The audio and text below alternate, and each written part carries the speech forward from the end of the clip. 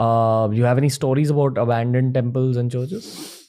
So recently we went to Nainital. We investigated this abandoned church. Alongside was this hospital which we couldn't access. Now the story goes like this: is that to keep again in a very brief manner, there was a doctor during the British era who was treating people. He was very good in his job, and a lot of people were being healed as in cured. He was a proper doctor, and everyone getting healed. Everyone was very happy. Suddenly he started predicting death. He just said that on this particular day, this guy named Rahul, for example, he will die on 15th August 1847, for example. And the man used to die on August 19th. Kamla will die, and Kamla died. So he started predicting.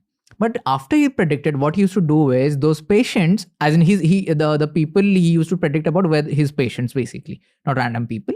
So he used to get those patients and he used to put them in a particular room where only he entered. And he called it the Mukti Kothi, the place where you cross over, basically, you find enlightenment.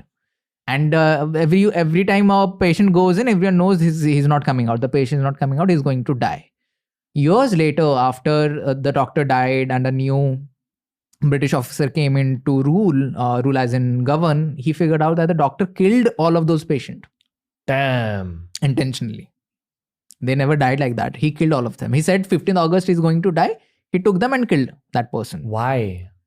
He was experimenting on something. What? That is an afterlife or something like that. Something like that. God knows. Now coming to the case, the story, just adjacent to that hospital is the church. That church is where people have been through, the doctor has been through, the patient has been through. The church is very much open. It's not not like a operational church. There are no crucifixes. There are no praying rooms. There's nothing. It's all in ruins completely. But you can go in. There's still benches and everything.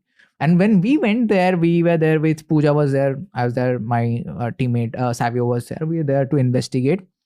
The first thing the psychic said is that the entities in this forest are not human. So answering the question of demonic entities, there could be entities which we do not understand, and probably those are the entities that are demonic. So when Savio said that there are demonic entities here, Pooja said there are demonic entities here, I'm like, okay, so should we investigate outside or inside first? Pooja is like, no, we should investigate inside first, because there are also entities inside which are scared to come out because of these demonic entities. So we went in and we started investigation. So we do this experiment called Estes experiment.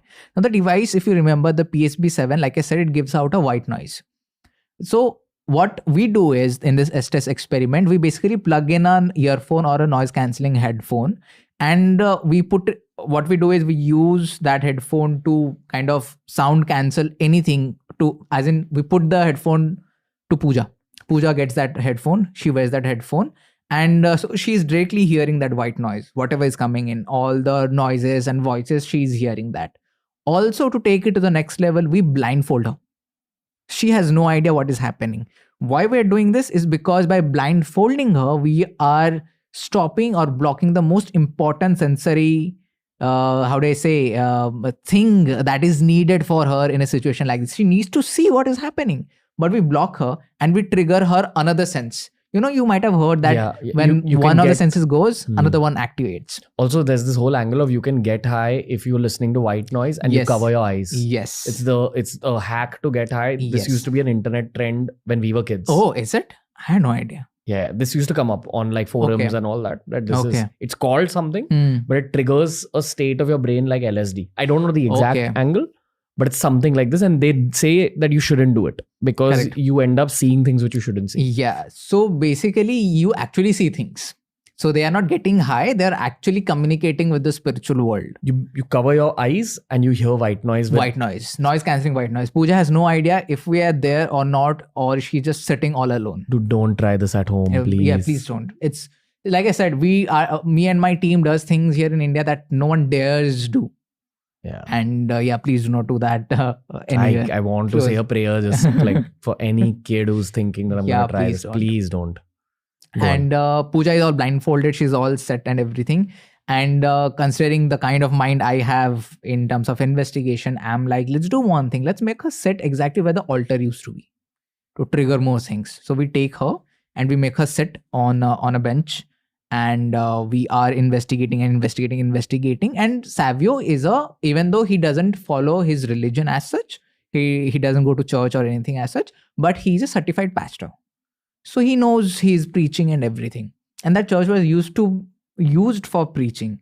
You know what I did? I said, Savio, let's do one thing. You become the father, no, of this priest of this church and preach things. And he took up that position and he started preaching. And you won't believe, Pooja was sitting all silent for some time. And the moment that triggered, she started blabbering things that I'm getting this, I'm getting that. At one point, I said, let's do one thing. Let's all pray together. This was to be a place of church, place of prayer. Let's pray together, all together. So I'm sitting on one of the benches where you pray. And I'm asking, come sit next to me. Let's pray together. Pooja has no idea what we are talking, what we are discussing. Pooja says, I'm seeing people are now standing and circling like they are about to pray. She heard that as I'm speaking here. How can a skeptic say that it's all planned? It was not even scripted for that matter.